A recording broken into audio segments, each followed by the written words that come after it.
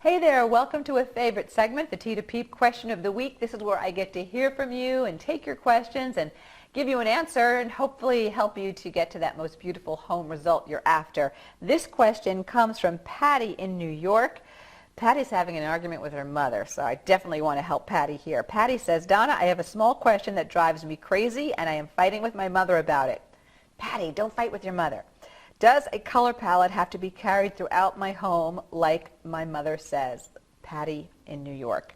Patty, here's the story. I'm kind of siding with your mother on this one. Here's why. When you carry a color palette throughout a home, at least on the first floor of a home, if you are in a multi-floor dwelling, you will maximize your sense of spaciousness.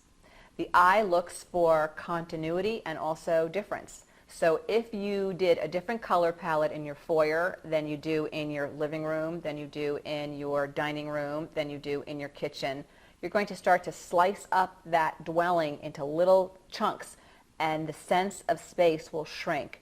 If you keep a continuous color palette through those connected rolling spaces, you just start to feel a much greater sense of square footage.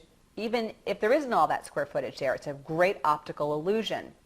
So my feeling is you're paying for that square footage either in a mortgage or rent payment. Why not maximize it?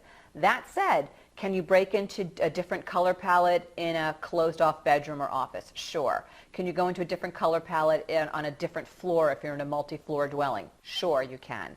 So the idea of rolling a color palette through a home, the benefit is to make that space look and feel bigger.